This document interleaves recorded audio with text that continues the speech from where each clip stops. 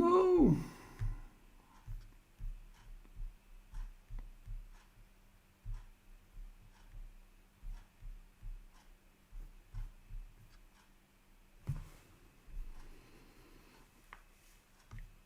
Tja.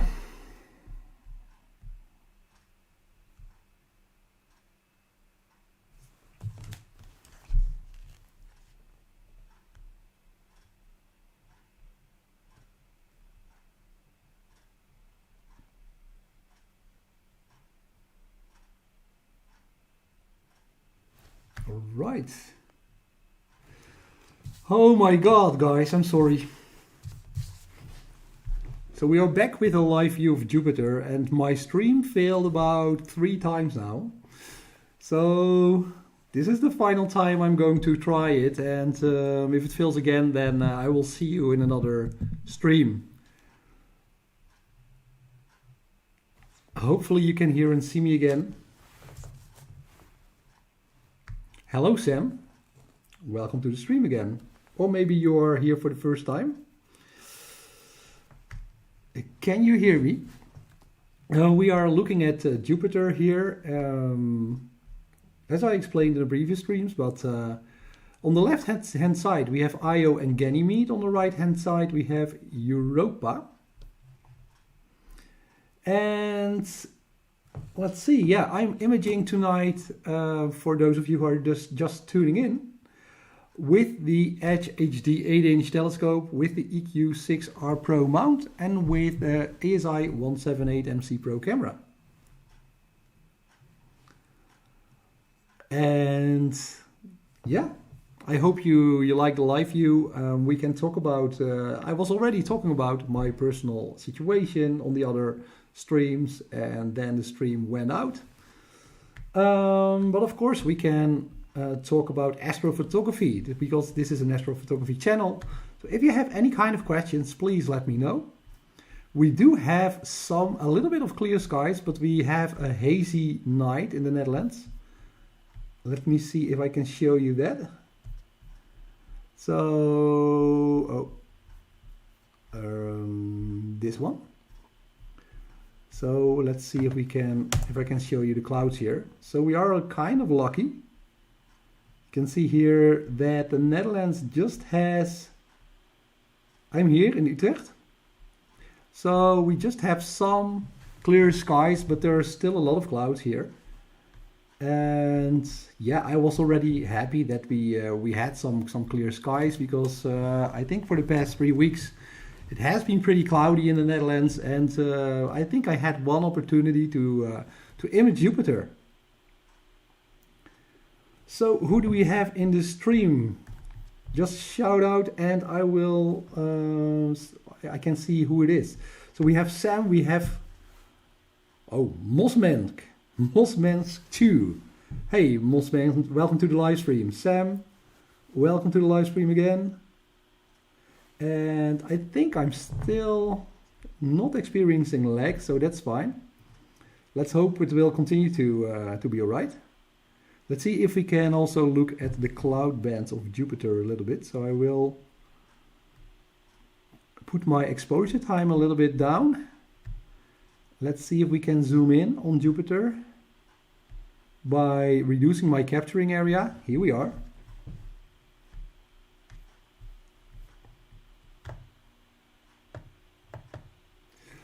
So yeah. Now I'm a bit unsure who did and who didn't hear my story. But anyway, let's continue. So as for the channel, so I wanted to talk to you about the channel a little bit as well. And if you have any astrophotography questions, please ask them. I started a new initiative, I wanted to say to you, on Instagram. And we have already 13 people here. So welcome, 13 people. 16, hello. Are there some questions? Hi Wido, how are you? Yeah, actually the 4 grapples. I'm doing okay right now, but I just failed about 2 or 3 live streams. And yeah, there was some internet connection issue. And in those live streams, I already told people who were there that I am recovering from a bicycle accident. So maybe not to completely redo the story, but tell you a little bit about it. About 5 weeks ago, just before I would go on holiday to France, I was in a bicycle accident. And can you believe it? I was going downhill in the Netherlands without any mountains.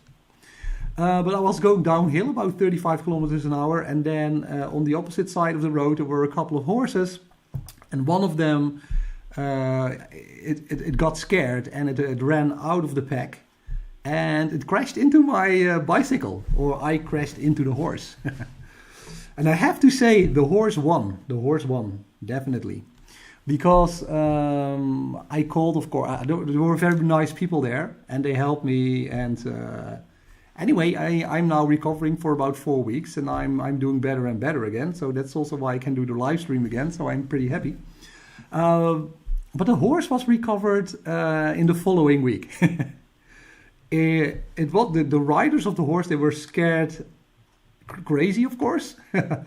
But the horse itself, it was kind of unimpressed by my attempt to crash into it. So anyway, I've been in France for about 3 weeks, walking on, how do you say that? Crutches, I think.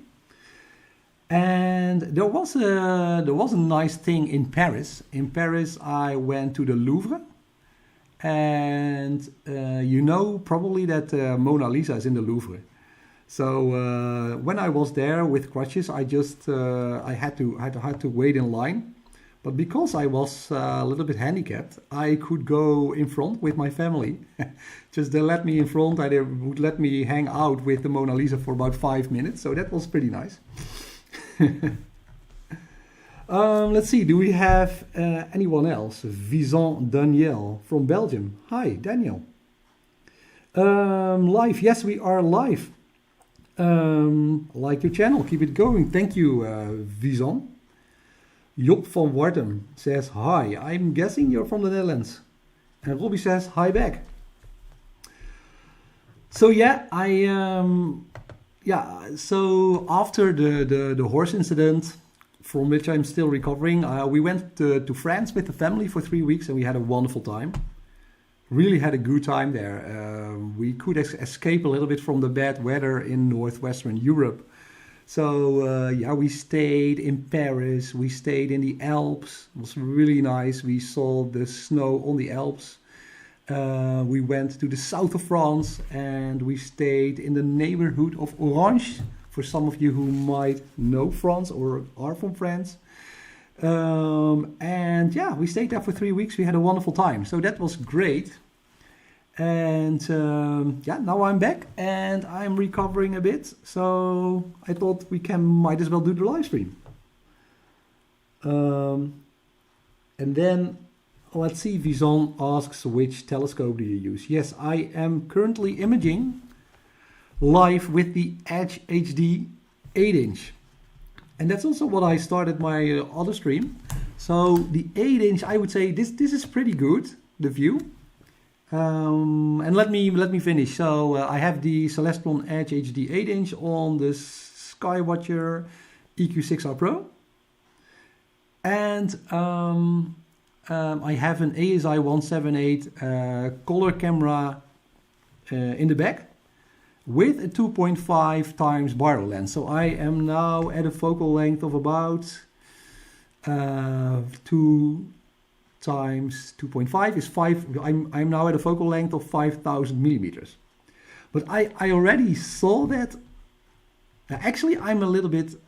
I want your input on this as well, because I am at 5,000 millimeters, so you can see it's. I can get Jupiter in the field of view. This is a 1040 by 1040 view, by the way. It's great to see the Jupiter so big in your field of view, but there is also something with the aperture. I don't think that the 8-inch aperture is quite enough, or at least I did a couple of attempts after I came back from France. I think 2 or 3 attempts. and I don't get the details some of the other people are getting or with respect to the surface details of Jupiter. So I'm still trying to figure that out. And I think one of the things is that I would need a bigger aperture, maybe 10 inch or 12 inch or so. Probably I have aperture fever here. That's what they call it. Yeah. And another thing is, of course, the seeing in the Netherlands. So we can actually check the astronomical seeing. I don't know if you know this site, but I'm always using astronomical seeing Utrecht. So that's the Meteo Blue, I think. Not ceiling. Astronomical seeing. Seeing. Astronomical seeing. Here we go. Astronomical seeing. It's pretty good right now for the Netherlands. So it's 1.5, 1.5, 1.6. For other countries, that might be terrible, but for the Netherlands, this is actually pretty good. So we have 1.5 arc seconds. Actually, now that I'm checking this, I'm going to record a couple of videos. I didn't know the seeing was that good. But we do have another issue, and that's the clouds. Did I show you that already? So the clouds are here. So you can see, although the seeing is good, we have some hazy, like high hanging clouds over the Netherlands right now. So yeah, but anyway, enough talk. Now that we have a decent view, let's also try to image a couple of videos. So let's start. I'm almost always capturing 1 minute at Jupiter. Now do I want a sequence length of 5? No, let's start with just 1. What am I saying? I'm always imaging about 1 minute on Jupiter. Oh, my FPS is 100 FPS. Okay, that's great. Because I know that the rotation period of Jupiter is about 10 hours, right? So when you image for a couple of minutes, or when you capture a video of Jupiter for a couple of minutes, I noticed that you could already see some rotation also. And when you're going to stack these images, of course, the rotation also causes your final picture to be blurred. So that's what I was thinking about. But anyway, I'm drifting off again. I don't know which question I answered. Hi Wido, hope you are recovering well from the accident. Thank you, Prashant, for again tuning into my live stream, because this is about the 3rd or the 4th. I'm sorry about that. Hi Beck, which telescope do you use? I said that it's the Edge HD 8-inch. Great channel. Thank you, Gregory Hayward. I think I'm going to capture a couple of things. Or a couple of, because then I can talk to you, and then meanwhile SharpCap will just capture for me. Oh, I'm an idiot. I forgot to turn on the histogram. Oh my god, what am I doing? That's because I'm talking to you. I'm getting a little bit nervous. Oh, it was still capturing. Oh, that was stupid. Okay. The histogram. Yeah. I want the histogram tools. Histogram. Because this is always, yeah, I'm a little bit overexposed. I'm usually aiming for about 80%. 80%. So... And again, I'm sorry for the interruptions of the live stream tonight. I'm sure there will be a couple of subscribers that will unsubscribe because of it. But yeah, things happen. But anyway, what I wanted to say to you is that I'm mostly aiming for the 80% threshold here. And let's see what happens when I do logarithmic. Yeah, so maybe you can see it here.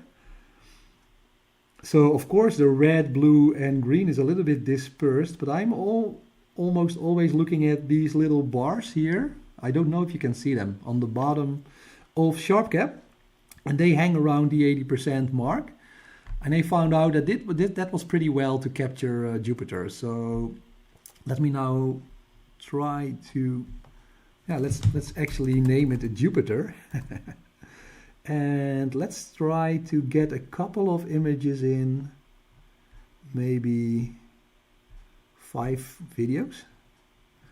But I have to say that I'm a little bit drifting also with my, it's like 5,000 millimeter focal length, guys, so, and girls maybe. Because yeah, it's 5,000 millimeters focal length. I don't know. I don't have the perfect polar alignment right now, I think. But anyway, here we go. We are capturing, so that's nice. So let's return to the stream. Have you had a look at Neptune or Uranus? I assume you're talking about the planet. But further east of where is Jupiter is. Yes, Marcus. Yeah. I did try to look at Jupiter or Uranus and Neptune. I think Neptune is in opposition next month, in October. So pretty good time to look at Neptune as well. But yeah, Neptune and Uranus are so small in the night sky. Even with I have an 8-inch telescope, but even with an 11-inch or a 14-inch telescope, these planets will of course appear as very small dots in the night sky. And right now I'm trying to get into planetary imaging again. I did some planetary imaging when I was just starting out the hobby. And then I left it for deep sky astrophotography, but now I have the Edge HD 8-inch again, and I'm kind of interested in it again. Wow, there are 38 people watching. Thanks, guys. Thank you very much for tuning in. That really means a lot. Anyway, where was I? Oh, it's buffering the frames. You can see that there. That's not so good. I don't have a good connection to my... I have a small Vector PC, like a mini PC right now, and it's... I do have a USB 3.0 cable connected to the PC, but it's not perfect. I have to rethink my my capturing here. But anyway, let's see. I want to do a picture of Ganymede Transiting. Yes, Robbie. What I wanted to do, Robbie, was actually to capture the red spot. One of the first things I want to do is capture the red spot. But yeah, I know I missed it tonight. You can see it on in Stellarium. I missed it tonight. Let's see if we can reverse the time. That's always nice. You can do that in Stellarium. So, oh, daytime. Always going one tiny bit too far on this. Here, you can see here. So at 8 o'clock tonight, you could see that the red spot was still here, visible for us at Earth. And I just missed it. I think I was aligned at about 10:30, and it's now 11 Central European time here, and I missed it. So I have to get back into the game, and hopefully somewhere in the weekend or next week I can catch the red spot. And Stellarium is always nice to see, like, anyway, Stellarium is always nice to see when the moons will transit in front of Jupiter. And that would also be a great night to image, of course. And then we have the 4 Grapels sent me $4. Thank you very much for a cup of coffee. I'm having, it's not coffee, but thank you very much. I will do that when I'm editing my videos. Great. If you have any questions for Grapels, let me know. And yeah, okay. The refractor, of course, has. It is nice to look at deep sky. To do deep sky imaging, basically. Oh, it just went black again. I hope you can still hear me. So I wanted to say that a refractor is very nice to start out, also planetary imaging, but please take into account that your planets will appear as very tiny dots in your field of view. And I started out with a 500 millimeter focal length telescope, and I had maybe a 2 or 3 times Barlow, so I could increase that to 1500 millimeters of focal length. But still, I didn't have a good view. I had a tiny dot in the night sky. I tried it on Venus, tried it on Jupiter and Saturn, and yeah, it is nice to catch the planets. But if you want some surface detail, I would say try to image at least 2000 millimeters and upwards of focal length. Personally, I'm thinking of an ADC to combat atmospheric dispersion. I'm going commando tonight. Who is this? Rob.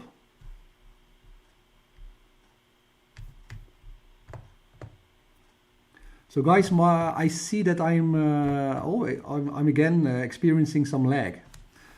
So let's see how it goes. If it keeps on lagging, then I hope to see you again next time. But anyway, an atmospheric dispersion corrector would be very interesting. I didn't try it yet. I'm going to try to capture Jupiter again. Oh, it's still capturing. Oops. Never change your field of view when you're capturing Jupiter, but I just did. You need an ADC to get the detail. Okay, yeah, maybe I should try that out then. Keith Burr. ADC, Rob also agrees. Yes, ADC for more detail. Oh, thank you very much. I will check that out. We have Sam. No, they won't. You have a great channel. Oh, so, yeah. I was talking about the lag, and people are. I know that some people are very sensitive to these kind of things, Sam. So I will probably get some people who are annoyed by that. Buku, we have. Hey, Buku, I have my telescope also set up. Lots of troubles. Now, Buku, tell me about your troubles. Maybe we can help you out here. Robbie Smith says, hoping to capture Triton. Oh, that would be great, Robbie. So you're trying to capture one of the moons. I think what is fun, what I did with, I think early this year, is that I aimed my telescope, it was the Edge HD. I aimed my Edge HD at Vesta, like asteroid Vesta, and I made a time lapse.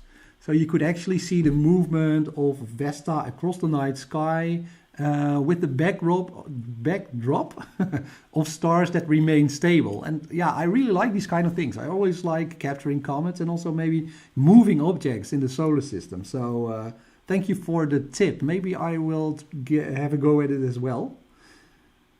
Is this EAA video observing? Hi there. Is this? I don't know what you mean, Kevin Haynes, by EAA video observing. I don't. Is it the kind of a television program? Molax is from Germany. Hello, Malex. Molax 1985. So we have a 7-year difference in age. In my disadvantage. Sitting in front of my telescope as well right now and imaging M31. Ah, you're going for the Andromeda Galaxy. That's also an excellent target to try to get some data on in September. So we have the Pleiades, I think, again, the Andromeda Galaxy. So I hope you will get a nice picture, Molax. How do you say good luck in German? You know, Dutch sounds very much like German. I heard I heard a German person say once that when he listens to Dutch, it's like a drunk German talking. That was pretty interesting. Evening from a cloudy Manchester. Yeah, Green Cat. I was checking that out. So you are here in the UK somewhere. And yeah, let me refresh. Hopefully the stream will not go black again. But yeah, you can see the UK and Ireland. You have bad luck tonight. But Germany is okay. Germany is imaging, I think, and the north of France also. And actually, I have been here. It was on the border of the north of France and Belgium. I just stayed there for one night on my way back from my holiday. And I just saw that, I just checked the stars there. I just looked up and I was amazed by the number of stars I could see with the naked eye. So let me actually check that out, like light, pollution. I should image Jupiter, but a light pollution map. So if you look at Europe, hello. So this is some bad news here for the Astoforum channel. because Wido from the Astoforum channel, I'm talking to myself in third person, is here in Utrecht. Why is it not zooming in? Here. I'm here in Utrecht. Where is it? Here. So it's a white zone. But I stayed in the north of France one night only. Here, somewhere here. You can see here the border class skies in the north of France. Class 3. So I was actually thinking about when I have the time, and I would have to get permission from my wife, of course. I would really love to go there, maybe one weekend or something, and try to go to that blue area here, border class 2, border class 3, and just to try to image something there. Anyway, if anyone knows any good spots in Europe to image dark skies, let me know. So we're back at Jupiter. And let's see, 43 people here. I'm sorry, I'm just babbling here, so thank you for tuning in, everybody. I will try to answer some of your questions. Red spot appears roughly about every third day at the same time. Yeah, it's because of the 10-hour rotation, Hobby. Thank you for the tip. That's true. But actually with a 10-hour rotation, it appears a little bit later, I think, each 3 days then. So that's something to take into account. I'm always checking Stellarium. It gives an accurate rotation also of the moons and the red spot of Jupiter. So I can just check every night if the red spot is visible, but it's nice to know that it's maybe once every 3 days. Ollie is here from Australia. Ollie's Astro. Looking good with Jupiter. Yes, Ollie, thank you. Hope you're doing fine, Ollie, in Australia. I hope you finally have had some clear skies. I hope you had some time to do some imaging. My microphone, I hit my microphone, sorry. Rob says electronically assisted astronomy. Rob, this is definitely electronically assisted astronomy. Thank you for the explanation of the abbreviation. So as you can see, this is EQ mod.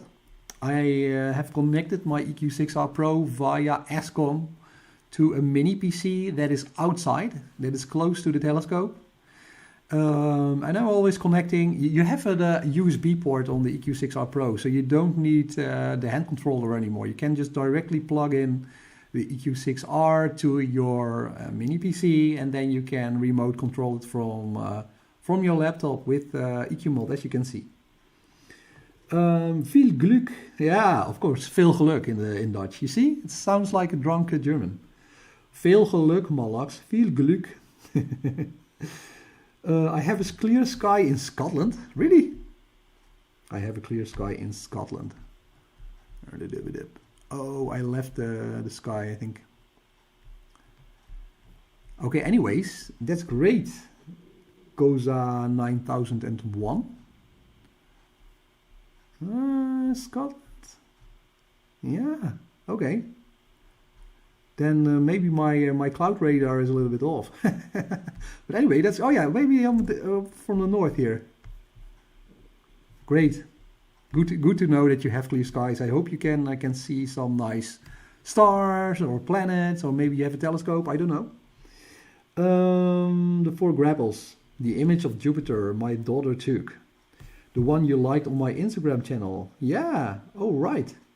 Was her first effort. She used a SkyMax 102 and a Canon M50, giving her a 2000mm focal length. Yeah, I would say that's about, because the SkyMax, I would say if you just start out with planetary imaging, that is a pretty good choice actually. It's also an affordable telescope still. Oh yeah, what is affordable in astrophotography? It's a money pit. But yeah, great, the 4 grapples. And I always checking out others who are imaging Jupiter as well. And what I want to say about that in general is that I'm always looking at the equipment. So people are often scrolling through the pictures, and I understand that. I'm doing that myself also a lot of the times. and then you just like a picture because it's, you know, you think it's beautiful or whatever. But I think what we should do as astrophotographers, we should also really take into account the astrophotography equipment used. Because when you are imaging with a Skymax 102, or you're imaging with a refractor, of course you're not getting the same kind of stuff as imaging at 5,000 millimeters focal length, like I do. So always take that into account when you are also looking at other pictures and commenting. And when I just started out, I also used just a Canon 1200D. So that would be the Rebel T5. Very affordable DSLR camera with a refractor telescope. That's how I started astrophotography. So who do we have? We are always cloudy in Manchester. Man, oh man, back focus is such a pain. But I hope I fixed it. Yeah, I know, I've been there, Buku. I have been there. Like sometimes you just don't understand why you can't get focus with your camera. And of course then you need an extension, or you need you need more back focus. Doc from Spain is also here. Hello Doc, welcome to the stream. Astro BRC, weather is mega at my place, but I messed up the polar alignment and focus all the time, and now I'm mad. Yeah, I know. I've been there too. Astro BRC. So yeah, actually I had that, I think 1 week ago. I tried to polar align. With the HHD. I already told that, I think, but maybe you were not in yet on the live stream. And I was trying to polar align at 2000 millimeters focal length, and it just didn't happen. It didn't work with SharpCap Pro. So I don't think SharpCap Pro is made for polar alignment at that magnification level. So I had to put on my refractor again, and then I did a polar align procedure at 500 millimeters of focal length, and that turned out to be okay. And sometimes you're just too far away of the North Star if you are in the northern hemisphere. So always check first if you are roughly polar aligned before starting your polar align procedure. But anyway, I always learn something in the end from things that go wrong. So maybe I hope to give you some positive energy here. Keep that into account. You always learn something new when a cable breaks down or you cannot get polar aligned. You're going to be able to fix the problem. I'm sure of it. Ollie says he has one night of imaging last week. Got a pretty good image of the Helix Nebula. That's great, Ollie. Maybe you will put on a video about that on YouTube, because Ollie has his own channel as well. Ever thought of aiming your telescope at a dark spot in space and seeing what you capture? I've done that and I have found weird things. Oh, Astro Josh, I'm interested in the weird things you found. Actually, that is a good idea, because we have a lot of famous targets, of course. So Andromeda Galaxy, Triangulum Galaxy, Pleiades are up tonight, or this season. We still have some Milky Way targets left in September, but it's always nice to just focus somewhere and just take a long exposure image. And sometimes you'll be amazed. Because there is a lot more to see than just the Messier objects. So yeah. Greetings from Greece. I never did planetary, but I have an HHD laying around. Oh, my legs. Wow, you have it laying around. I tried attaching a Teleview 3 times, Barlow, and used my 290 Mini. I never got into focus on Saturn, probably due to the back focus. Malex, I'm using the ASI 178 with a 2.5 Barlow lens right now, and I can get into focus. So yeah, what can I say? I know that it took me an enormous amount of energy. What I did was, during the daytime I got the telescope into focus. But then at nighttime, then it's still a pretty long way off the focus you should have at night to also get pinpoint stars. And yeah, it took me a while also to just get the telescope or the stars into focus. What I always do is say, yeah, I assume you do the same. Take 2-second exposure pictures, something like that, with a very high gain level. So if I'm picking up something, although the telescope is very much out of focus, you will still see some like glimmering of a star. And the more you do it, the more you get trained to recognizing these like super big rings that then can be, if you turn your telescope into focus the correct way, you can get focus. But it takes a little bit of training. Next year, maybe. Yeah, maybe next year. Yeah, you could still try it tonight. I've seen blobs. I actually captured a distant galaxy. Doing that as well. Yeah, Astro Josh, you can maybe even try to plate solve your picture then, eh? To see if that galaxy is actually registered as a galaxy. I did that with my Whirlpool Galaxy picture in the beginning of the year. I plate solved it and I was really amazed by the galaxies that were visible. Not only the Whirlpool Galaxy, that it is 30 million light years away. So I'm already amazed by that. But I saw these tiny dots and they were not stars. So stars are usually pinpoint, and then we have these blobs indeed. And usually they are galaxies, and I think the furthest galaxy I saw in that picture was about 650 million light years from Earth. And although it's only a little blob, I was really amazed by that. I was just amazed by that. And what you can do, but you probably know that already, is to upload your picture, for instance, in Astrobin. When you upload your picture in Astrobin, it has an automatic plate solver, and sometimes it solves it solves the blob you are looking at, and then you can check out what it actually is. So yeah, what can I say? I also wanted to say something about the channel. So first of all, I have been quite busy with work, but also I decided to take it a little bit easier from October onwards. So I'm taking a little bit of a sabbatical. So that means that I probably will spend more time again on the channel. And also I had some things I wanted to share with you. So first of all, I was thinking about how can I make my channel more inclusive. So I've named my channel Astoforum, and not particularly only about me. So the first thing I did is at Instagram, I thought it would be nice, and correct me if I'm wrong, if you don't like it, just say it. But once every week I wanted to organize a Takeover Tuesday.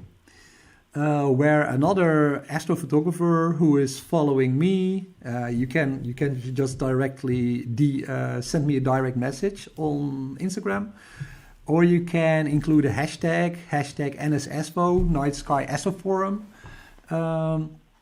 I just invite you to, if you're just starting out, you want to post images on my account, then you can. If you don't want to do it, that's fine as well. But I just want to give some more exposure to people, and not only people with perfect pictures. So next week we have a person that is 14 years old. He just started astrophotography 1 year ago. So I like these stories as well. And I think the week after I have 3 or 4 people who wanted to participate already. And the week after we have an amazing person from Norway who makes amazing narrowband images. So I just wanted to make the channel more inclusive, and then also share my pictures, or also share other pictures on my channel. So if you have any kind of ideas on how I can do that in YouTube as well, just let me know. Maybe we can collaborate. I'm open to that as well. So let's see.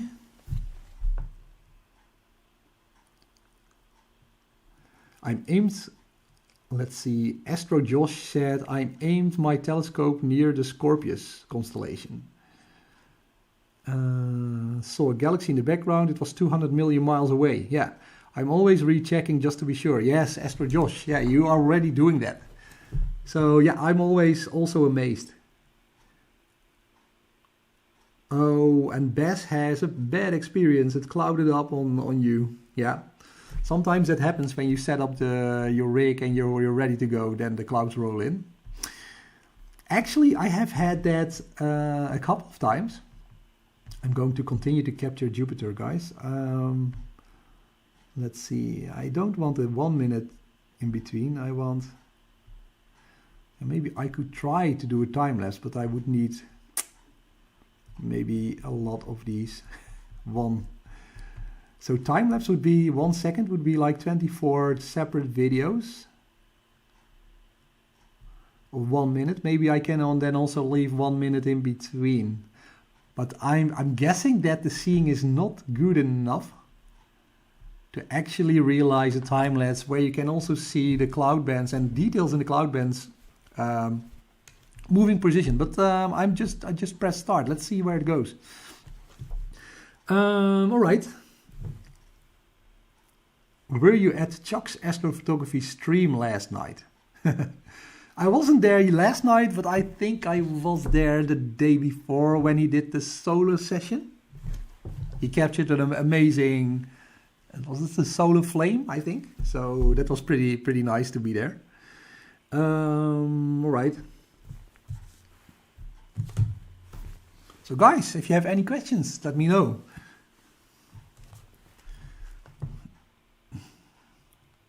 Astro Josh, here in America, it's still daylight. Saturn rose so far, yeah. I think you're maybe 7 hours back, right?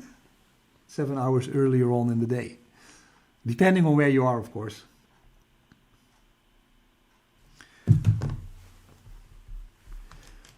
So, yeah, what else can I say? So, we talked a little bit about the mount. And yeah, basically my capturing process is always in sharp cap. I know that people also use fire capture. But I'm kind of accustomed to sharp cap. So yeah, and basically I always put my gain when I'm imaging planets, put my gain at maybe 80 or 85%. So as you can see, we have a pretty grainy picture of Jupiter right now. But that allows me to decrease my exposure time, of course. And then later on, when I'm trying to process the videos, I'm always using auto-staggered. So I don't know if you're familiar with that. Probably. Auto-staggered. Oh, here we have videos from everyone. Oh, Emil gave an interview. So Emil Krijkamp is, I think, the developer of auto-staggered, and that's awesome. He's from the Netherlands probably, because he has a Dutch last name, so I would invite all of you to donate a little bit of money to Emil. So here you can press download, donate. Please donate something to him. I think almost everybody who is doing planetary imaging is using auto-staggered to stack their images. So give this person some love, I would say. And so yeah, and auto-staggered, of course, yeah, I can. I should maybe spend a video on it. I was actually thinking on making a couple of videos on planetary imaging and sharing my knowledge with you. I'm not the best, but I'm also, I think, not the worst. So I'm thinking about just getting a couple of videos out there, and I hope you can appreciate them, about planetary imaging, where I go through the process of talking about gear, but also talking about how to find the planets in the night sky, how to capture them in fire, in sharp cap or fire capture, what kind of settings I use. And also in post-processing, I'm using auto-staggered, so we can go through that and see. I can show you what I do to stack my images. And then, of course, we also have Registacks, where Most people, also freeware by the way, in Registex, you can do further sharpening and denoising of your stacked image. I think most people know the wavelet function. That's very, very useful to further sharpen your picture. So yeah, that's a little bit my process. I'm first photo aligning, then I'm of course, I'm photo aligning at a low focal length, by the way. When my EQ mount is photo aligned, I'm slew to the planet. And then most of the time, I'm not starting out with the Barlow lens. I'm just looking through sometimes through the eyepiece even, because that gives me a wider field of view. What is also really useful is I always align my finder scope to the telescope field of view, the camera that is in the telescope, that field of view, because I can then, through the finder through the finder scope, I can find Jupiter, and then I know that it will also be somewhere in my camera's field of view, the camera that is in the telescope. And then I am switching to sharp cap, and I further align the planet with my with actually EQ mod. So anyway, that is a bit my process on how to photo line and capture the planets. And of course, you don't have to use an EQ mount. You can also use an altitude azimuth mount. I know there are, for instance, celestial neck stars out there with these arms, the altitude azimuth mounts. And I think, or I have owned an altitude azimuth mount when I just started out astrophotography, and I know, or not astrophotography, just looking at the moon basically. And I was really happy to see that alt-S mounts, they are really easy to use actually. You don't have to be photo aligned at all. So I would say if you're only into planetary imaging and looking at the moon and that kind of stuff, maybe an altitude azimuth mount saves you a lot of issues, because you don't have to photo align. You point the telescope at some objects in the night sky, and then it recognizes its position. And you can just slew to the planet. I think it saves a lot of time.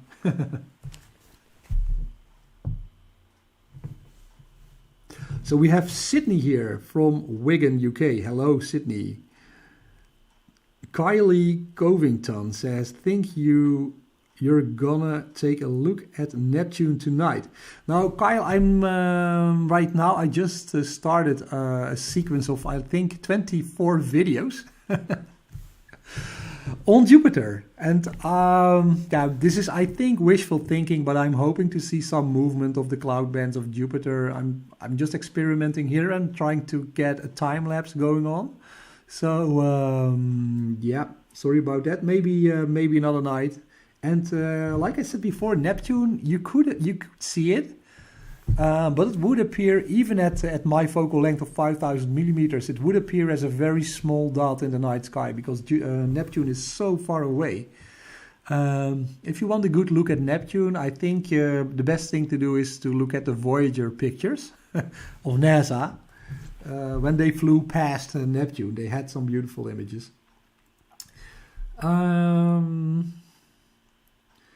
Boss says, I am using Fire Capture 2.6 and Registex 5.1. Yes, I find it less intrusive than Registex 6. Yeah, I also sometimes experience issues in Registex 6. And he is in Bolton. So, hi, boss. Ligas Vok says, hey, I tried today to start auto-guiding for the first time, but I couldn't get my mount connected. Couldn't find any COM port. Okay. What kind of mount do you have, Ligas? Should be there. If it is a motorized EQ mount, most of them have auto guiding, but some maybe do not. So I just started imaging session with Jupiter at my C8. Hey, Abu, you're doing the same thing as I do. Hope you get some good videos out of it. Sydney Jackson. I used to live in Great Lever. Tell us more about the wavelet function of Registex 6 and also you mentioned drizzle function in AutoStacker. How does that help? Yeah, the drizzle function is, it depends a little bit on the quality of your stacked pictures. So I think there are a couple of things in AutoStacker that are useful. The first thing is that you can check what kind of percentage you want to stack. So if you have maybe a couple of thousand pictures in your video, you can ask AutoStacker to just stack the 50 or 60 or 70% that are of the highest quality of that particular video. And that really helps. Sometimes you have to experiment with each video, I have to say, but that helps sometimes to get a better picture. What is also useful in the AutoStacker menu is that you have a sharpen function. If you click on sharpen, I usually notice that helped also a little bit to get a sharper stacked image of your video, of the planet. And let's see, drizzle depends a little bit on how, at what kind of magnification you are imaging. But like me, I'm imaging at 5000 millimeters focal length, and you can see here Jupiter is pretty big in my field of view.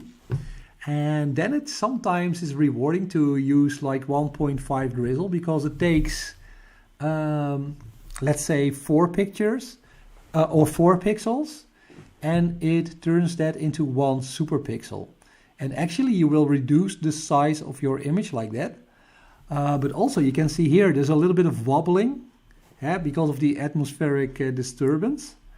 And when you create 1 super pixel,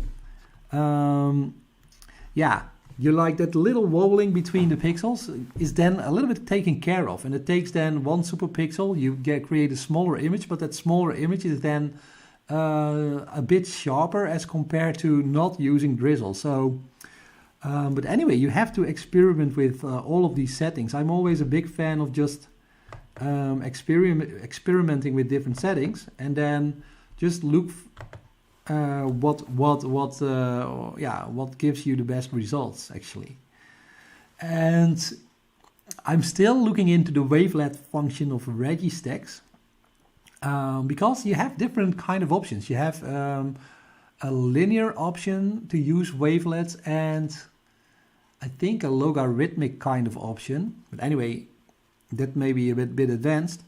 But maybe at the basic level, wavelets are, I think the best way to I can explain it at least, is that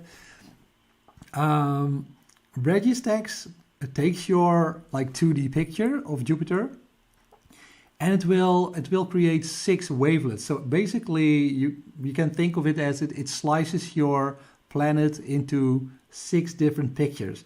And each wavelet does not affect the other.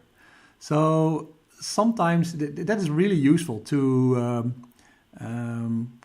sharpen your Jupiter at in one of the 6 layers. Or maybe using a little bit more sharpening in one of the 6 layers and using a little bit of less sharpening in others. And you can also play around with denoising your picture. But anyway, you can then try different combinations between these 6 wavelets. And I'm still looking for the best settings actually. I'm still trying out different things.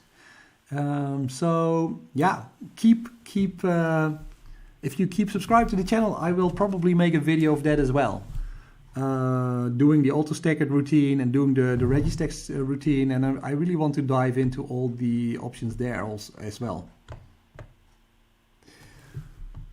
Hand controller into PC direct mode. Yes, that's true. That's the EQ mod. Green cat.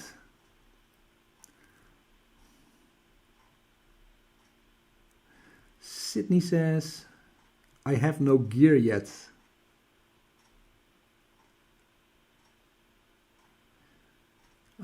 Okay, I believe the mount is the most important part. What would anybody recommend for my first mount? I have a £2 budget. Sydney, yeah, there are a lot of options. But I would say if you have £2, Yeah, I have a couple of videos on what to pick as a first astrophotography mount.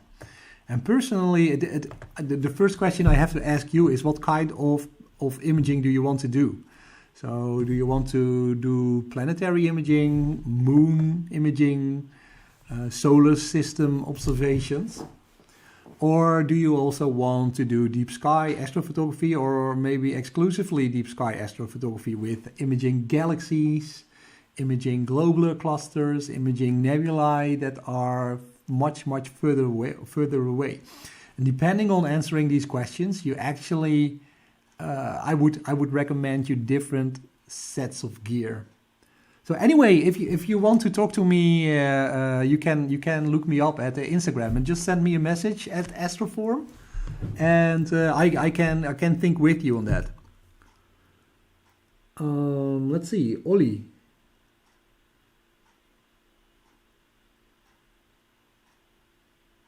Okay, there's some Ollie. You're trying to answer another person who has trouble setting EQ mode, I think. Yeah, that's a very particular problem. But what I think what Ollie is saying here is that if you cannot connect your like your Hack 5 Pro or your EQ6 Pro to EQ mode, and that is very specific. So let me just quickly try to show you. Okay, you have the device manager. Oh, I'm sorry, this is all in Dutch. That also kind of messes up my capturing. Maybe I shouldn't have done that. But anyway, when you open up your like device manager here, you can look at the COM ports.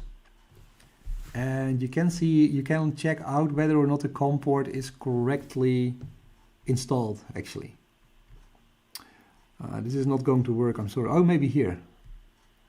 So like you see here, I have prolific USB to serial in COM port 6. And just to show you the details as well. So this is also something that I changed. I changed the bits per second to 11.5/200. And also I set up my EQ mod like this. And I know I experienced some problems before, but when I changed it to 11.5/200 on both EQ mod and on the serial COM port, then I could get connected to the mount. Anyway, very specific.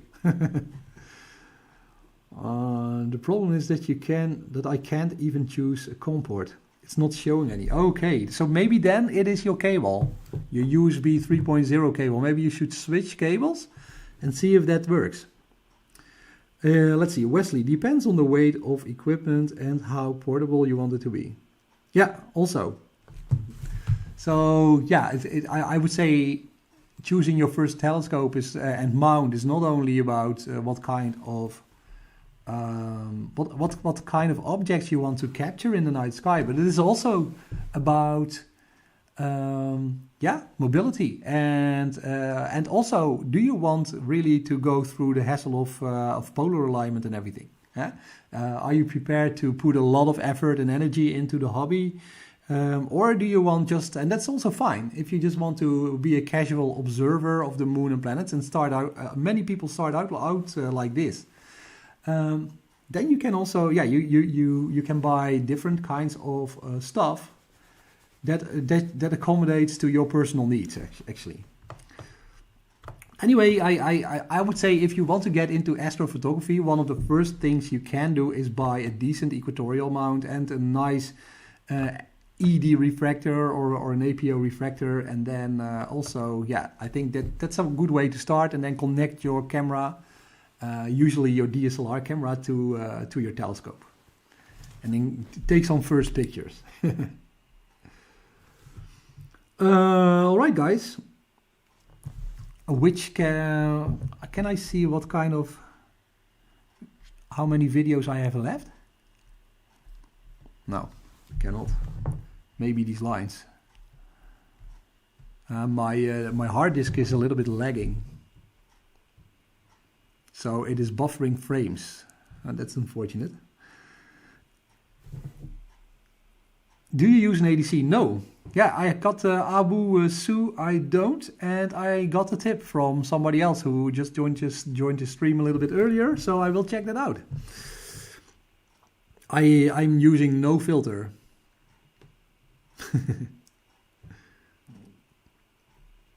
The best scope is the one you will use the most. Yes.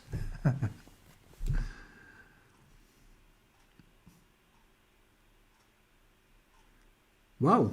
Wesley says I can come to South Africa and stay with him and visit the salt.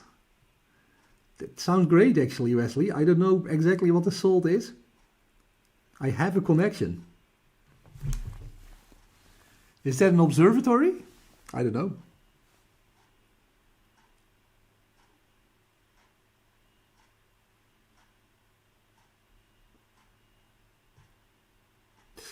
So anyway, guys, I think I'm going to end the live stream. It's 11:45. I'm going to try to finish these pictures of Jupiter. I will probably post some result during the next days on my Instagram account about this attempt.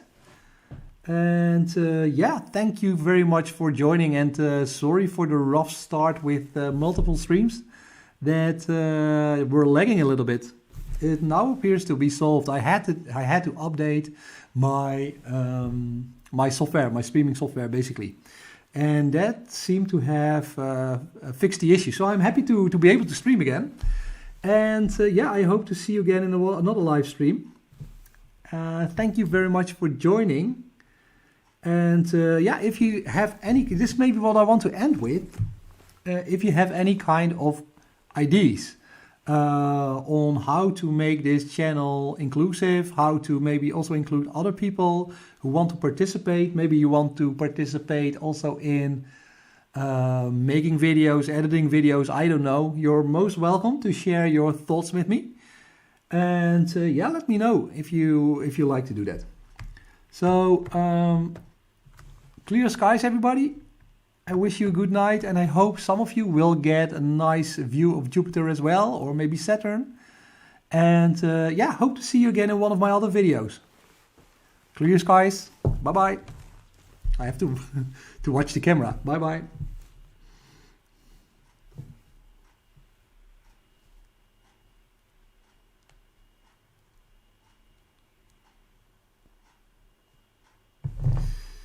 Did it?